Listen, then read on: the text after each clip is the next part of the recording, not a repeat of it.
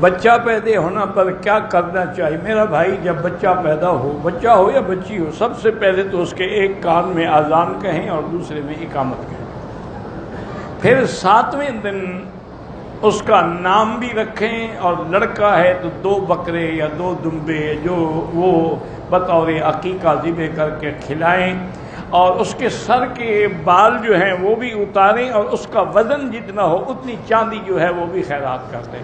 یہ ایک سنت طریقہ ہے، بچہ ہو یا بچی ہو، لڑکی ہو تو 1 بکرا، لڑکا ہو تو 2 بکرے۔ طواف کا کوئی مخصوص عدد نہیں ہے، یہ تو حکم ہے کہ وَلْيَطَّوَّفُوا، میرے گھر کا طواف کرو، اب جتنا اللہ کسی کو توفیق دے۔ آپ میرے لیے دعا کرتے ہیں، اللہ آپ کی جزائے خیر عطا فرمائے۔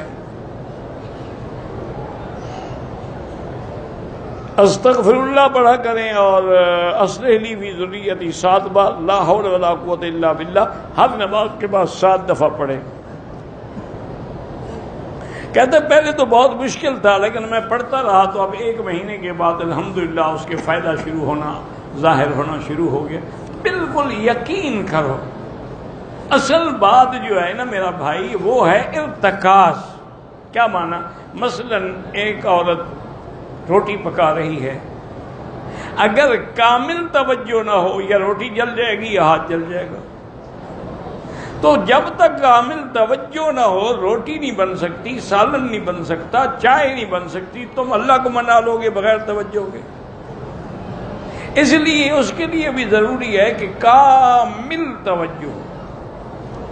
ایک اللہ کے بہت بڑے ولی گزرے ہیں، اللہ ان کی قبروں پہ رحمت فرمائے، تو ان کے پاس جب ان کے ملنے والے جاتے، کہتے حضرت ہمیں کوئی عمل بتائیں۔ فرماتے بھائی تم نے عمل کہاں کر رہے ہیں، تم ایسا کرو کہ رات میں یا دن میں جب موقع ملے تنہائی میں بیٹھ کے بس چپ بیٹھ جاؤ، خاموش بیٹھو۔ خاموشی میں تمہیں فائدہ یہ ہوگا کہ نہ تو فرشتوں کو پتا ہے کہ تیرے دل میں کیا ہے، نہ کسی انسان اور جن کو پتا ہے کہ تم چپ بیٹھے ہو تمہارے دل میں کیا، تو صرف اللہ جانتا ہے کہ یہ میرے لیے خاموش بیٹھا ہے۔ تو اسی کی تم آہستہ آہستہ 2 منٹ، 5 منٹ، 10 منٹ، آدھا گھنٹہ ہر روز مغرب اور عشاء کو، رات کو، دن میں جب بھی لیکن شرط یہ ہے کہ تنہا ہو، اور اس وقت توجہ صرف اللہ کی طرف ہو۔ تو انہوں نے کہا اس سے انشاءاللہ پھر ساری مشکلات حل ہو جائیں۔ اللہ فرماتے یہ بیچارہ تو میرے سوا کسی کو کہہ ہی نہیں رہا نا، یہ تو زبان ہی نہیں ہلا رہا۔ 10 دن مکے میں، 1 دن ارادہ کیا ہے حضور پاک کے مدینے جا کے سلام کریں، واپسی میں احرام نہیں باندھا دم پڑ گیا، چونکہ مدینہ پاک میقات۔ اور یہ میرا بزرگو خدا کے لیے سوچو، آپ نے پاکستان سے احرام باندھا، انڈیا سے باندھا، بنگلہ دیش سے باندھا، کسی جگہ سے باندھا، وہاں سے حضور نے تو کبھی نہیں باندھا۔ حضور پاک نے جو احرام باندھا ہے حج کا یا عمرے کا، کہاں سے باندھا ہے؟ مدینہ منورہ سے۔ تو جب تمہیں وہ میقات مل رہا ہے جہاں سے سرکار نے خود عمرہ کیا، تم چھوڑ رہے ہو، اس سے بڑا بدقسمت ہے کوئی؟ اس لیے عمرہ بھی کریں اور دم دیں، یا فوراً عمرہ کر لیں تو دم سے بچ جاؤ گے۔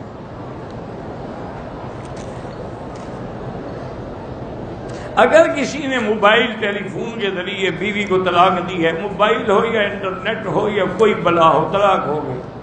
طلاق ایک ایسی بلا ہے کہ بس زبان ہلی اور کام ہو گئی، اس کے لیے گواہوں کی بھی کوئی ضرورت نہیں، بیوی کے سننے کی بھی کوئی ضرورت نہیں۔ ثلاث جدہن جد وحدلہن جد النکاح والطلاق والعتاق۔ حضرت نے فرمایا 3 چیزیں ہیں، نکاح، غلام کو آزاد کرنا، بیوی کو طلاق دینا۔ یہ مذاق میں بھی کہو تو طلاق ہو جاتی ہے۔ وہ کہا میں تو مذاق کر رہا تھا، میں تو ڈرامے میں کام کر رہا تھا، نہیں، طلاق ہو گئی۔ حاجی عبدالوہاب صاحب اللہ والے تھے، اولیاء اللہ میں سے تھے، ساری زندگی ان کی اللہ کے دین کی دعوت میں گزر گئی، اللہ ان کی قبروں پہ کروڑوں رحمتیں فرمائے۔ تبلیغی جماعت بھی اس وقت دنیا میں اگر کوئی صحیح طریقے سے محنت کر رہے ہیں تو صرف یہی جماعت ہے۔ باقی جماعتیں جو ہیں اللہ سب کی محنتیں قبول فرمائے، لیکن بے لوث، بے غرض، بغیر کسی چندے کے، بغیر کسی کے مانگنے کے، حتیٰ کہ وہ کہیں جاتے ہیں تو مسجد میں ٹھہرتے ہیں، کسی کے گھر میں بھی نہیں ٹھہرتے۔ تاکہ اللہ کے لیے نکلے ہیں تو اللہ کے دروازے پہ رہو. تو اس لیے اب اس کے بارے میں پوچھنا کہ کیسی ہے، یہ بھی کوئی بات ہے؟ سورۃ النحل میں سجدہ، بالکل سجدہ کر لیں. آپ نے آیت سنی ہے تو سجدہ کریں. عصر کی نماز پڑھ کے آپ دو نفل نہیں پڑھ سکتے، نہ کوئی نماز پڑھ سکتے ہیں، کیونکہ میرے آقا کی حدیث ہے کہ لا صلاۃ بعد العصر حتی تغرب الشمس. عصر کے بعد کوئی نماز نہیں جب تک سورج نہ ڈوبے. یہاں کے ائمہ بھی کہتے ہیں کہ نہ پڑھیں، لیکن وہ کہتے ہیں کہ اگر مجبوری ہے، طواف کیا، جانا ہے، چلو 2 رکعت پڑھ لیں.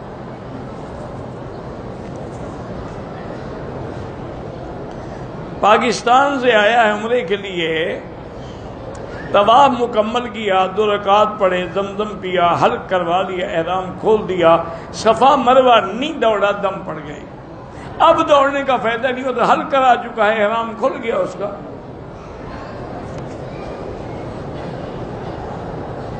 جب اپنے ملک سے ہم آتے ہیں، خانہ کعبہ پہ نظر پڑے، دعا قبول ہوتی ہے، بالکل ہوتی ہے، لیکن جب نماز پڑھیں تو سجدے والی جگہ نظر رکھیں. وہ پہلی نظر کے بارے میں ہے کہ جب باہر سے آدمی آتا ہے اور سب سے پہلے کعبے پہ نظر پڑتی ہے تو یہ دعا کرے گا، انشاءاللہ اللہ قبول فرمائیں گے.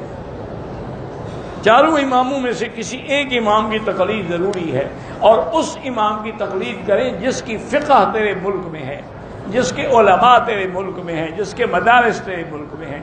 اب دیکھیں نا بھی یہ مصر ہے، وہ امام شافعی کی تقلید کرتے ہیں کیونکہ ان کے ہاں مدارس ان کے ہیں، کتابیں ان کی ہیں. آپ کے علاقہ ہے، ہندوستان ہے، پاکستان ہے، ازبکستان ہے، ماورا نہر ہے، سب امام حنیفہ کی تقلید کرتے ہیں کیونکہ ان کی فقہ وہاں رائج ہے. تو بس لازمی تقلید کے بغیر گزارا ہی نہیں. عمرے میں کسی پر دم واجب ہو جائے، جب تک ادا نہ کرے کچھ بھی حرام نہیں، بیوی بھی حرام نہیں، کچھ نہیں، بس اس کے ذمہ دم ہے، جب اللہ توفیق دے ادا کر دے.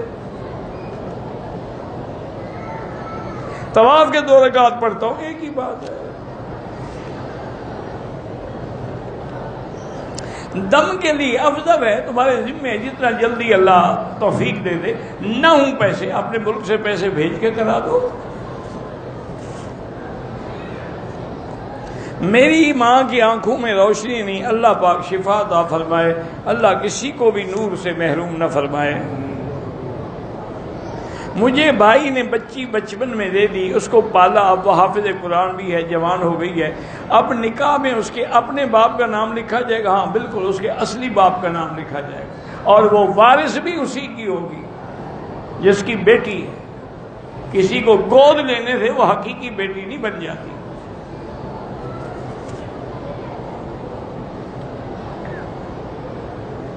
ایک آدمی 10 سال سے اپنے بیوی بچوں کے نام کو عمرے طواف کی، انشاءاللہ اللہ ثواب دے گا.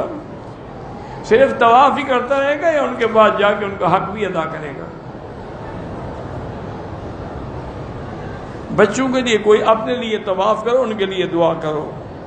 اپنے بچوں کے لیے کوئی نہیں، آپ اپنا طواف کر کے بچوں کے لیے دعا مانگو. کاروبار میں برکت کے لیے استغفار زیادہ پڑھو.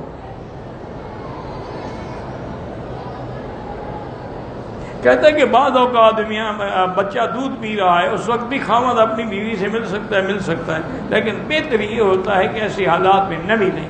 چاہے بچہ دودھ پینے والا ہو، اس کے دماغ میں ہر چیز آتی ہے جو کچھ تم کر رہے ہو. وہ ایک کمپیوٹر ہے، اس میں فیڈ ہو رہی ہے ہر چیز. وہ بول نہیں سکتا، لیکن بڑا ہوگا اور پتہ لگے گا میرے باپ کا یہ حال ہے. پہلی بار عمرے پہ آیا ہوں، دوسرا عمرہ کرنا مسجد عائشہ سے ہو سکتا، بہرحال مسجد عائشہ سے عمرہ ہو سکتا ہے. بحث میں نہ پڑھو، بحث علماء کا کام ہے.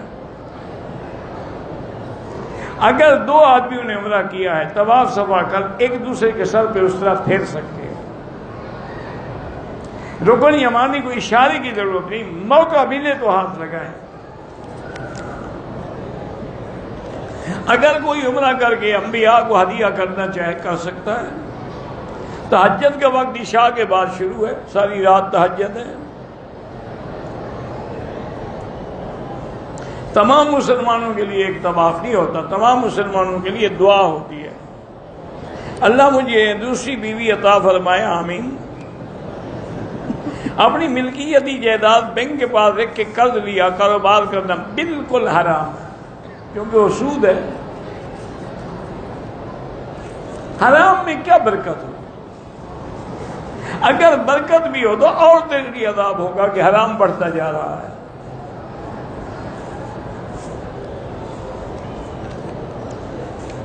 عمرہ ادا کیا، حل کیا کہ بلیڈ سے سارے ختم ہو گئے، اگر دوبارہ عمرہ کرو پھر بھی اس طرح پھروانا پڑے گا، بال ہوں یا نہ ہوں۔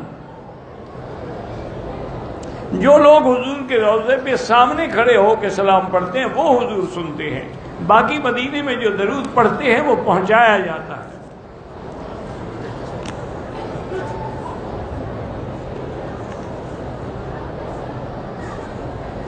ایک بچہ 2002 میں پیدا ہوا، کمزور ہے، اللہ شفا عطا فرمائے۔ ہمارے 15 دن ہیں مکے میں، اتنے دن ہیں مدینے میں، نماز قصر ہی پڑھیں گے۔ حرم میں مسافر کے لیے سنت پڑھنا معاف ہے، پڑھنا چاہے تو پڑھے، موقدہ بھی پڑھے، غیر موقدہ بھی پڑھے، نفل بھی پڑھے، تہجد بھی پڑھے، اشراق بھی پڑھے، اوابین بھی پڑھے، نہ پڑھے تو معاف ہے۔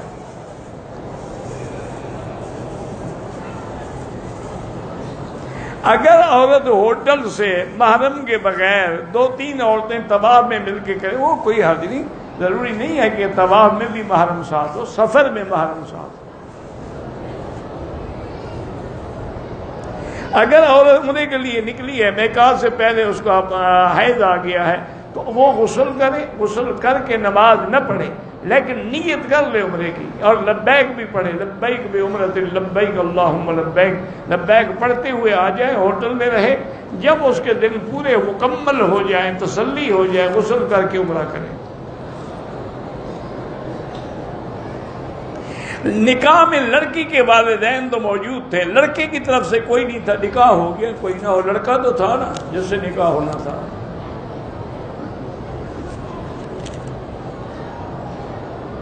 عورتیں بغیر محرم کے نہ جائیں مسجد عائشہ بھی۔ احرام کی حالت میں خوشبو لگا لی، لگاتے وقت خیال نہ رہا، بہرحال اگر پورے ہاتھوں پہ لگائیے دم ہوگا، تھوڑی لگی تو پھر دم نہیں، 2-4 ریال خیرات کر دو۔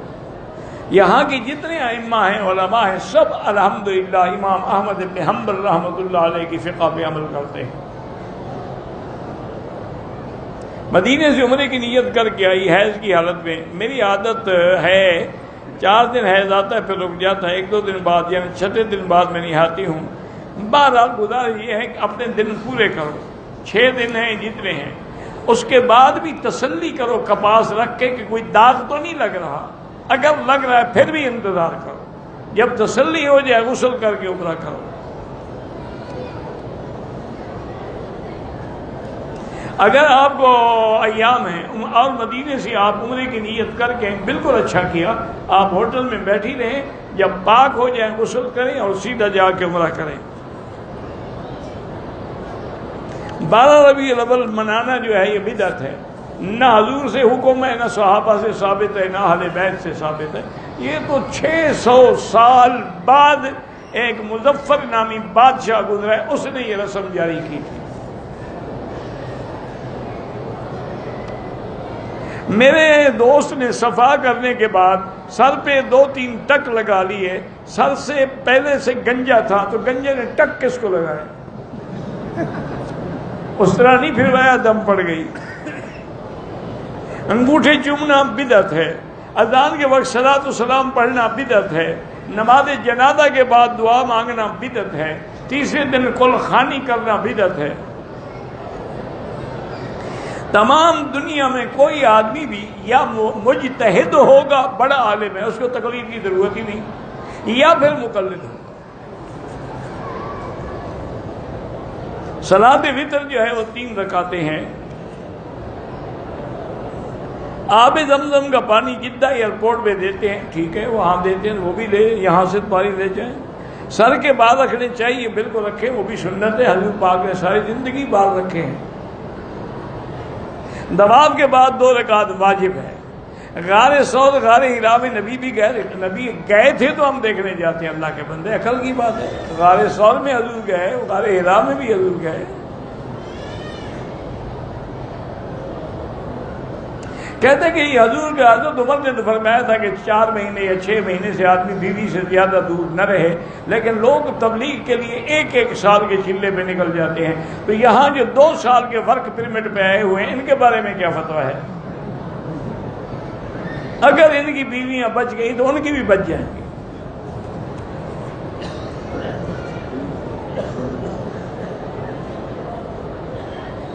میاں بیوی کے جو کہ دونوں ہندو تھے، 3 بچے دونوں مسلمان ہو گئے، بالکل ان کو نکاح پڑھانا پڑے گا۔ پہلے نکاح کا کوئی اعتبار نہیں، جب دونوں چونکہ پہلے تو کافر تھے نا وہ، الحمدللہ اللہ نے ان کو مسلمان کر دیا۔ وہ ہمارے مولانا کلیم اللہ صدیقی صاحب، اللہ کا شکر ہے کہ اتنا محنت کر رہے ہیں، اللہ ان کو مزید توفیق دے، ہزاروں لاکھوں کی تعداد میں ہندو مسلمان ہو رہے ہیں، اور وہ کہتے ہیں کہ ان کو تڑپ ہے کہ کوئی آ کے ہمیں اسلام سکھائے۔ سکھانے والا کوئی نہیں، ان سے لوگ نفرت کرتے ہیں۔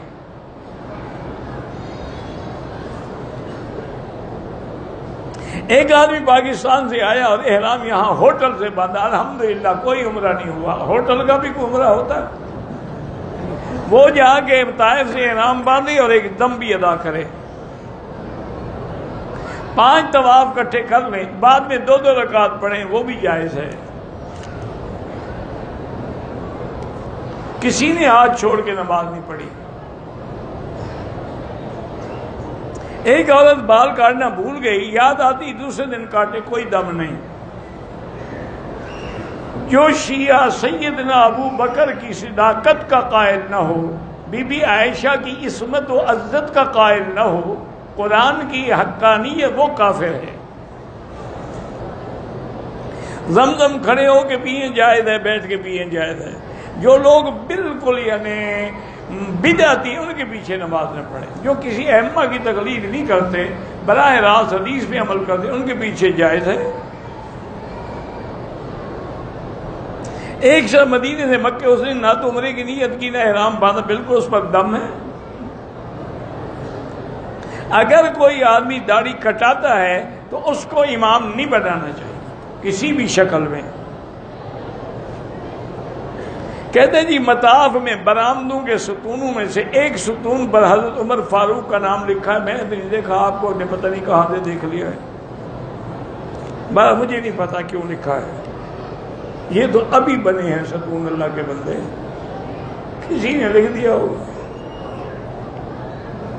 مسجد عائشہ سے احرام باندھ سکتے ہیں؟ ہاں جی باندھ سکتے ہیں۔ دل میں وسوسے اور برے خیالات آتے ہیں، آخری 2 صورتیں جو ہیں نا جی، ان کو ہر نماز کے بعد پڑھ کے دم کر کے سارے بدن پہ پھیرا کریں۔ بالکل لازمی بات ہے کہ تبلیغ والے ایک امیر کی اتباع کرنی چاہیے۔ سفر میں جائے نکلے، حضور نے فرمایا اپنا امیر بناؤ۔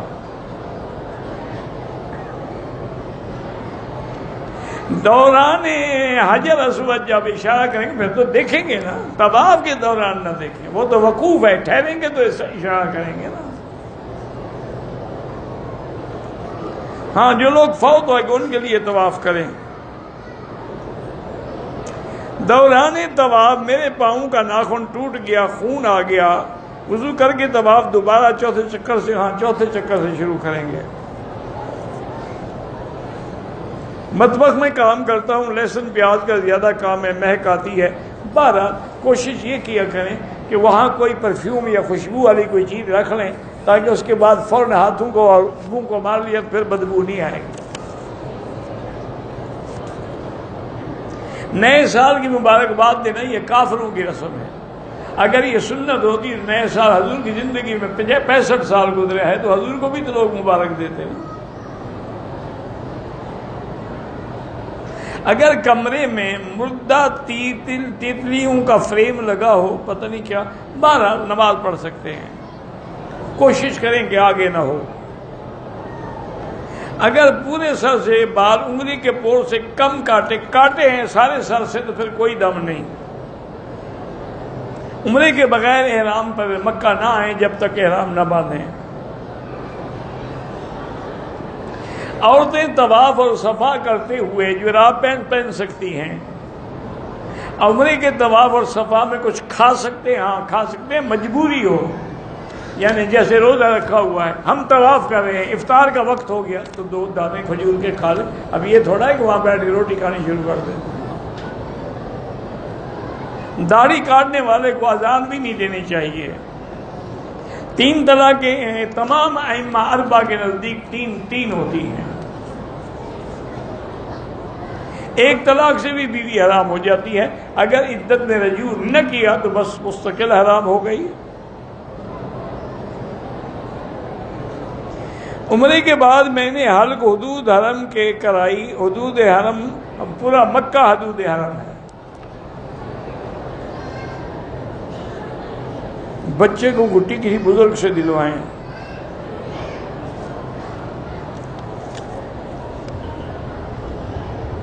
جو لوگ حدود حرم میں رہتے ہیں، چھٹی جاتے ہیں، اپنے ملک سے واپسی پر ان کو بھی عمرہ کرنا ہے. اگر ہاتھ لگ جائے تو چومے، ورنہ نہیں چومنا چاہیے. دونوں نے طواف صفا کر دیا ہے تو ایک دوسرے کے سر پہ اس طرح پھیر سکتے ہیں. بیماری کی وجہ سے پورے بدن پہ بال ختم ہو گئے، عمرہ کریں، پھر بھی بال نہ بھی ہوں تب بھی سر پہ اس طرح پھیریں.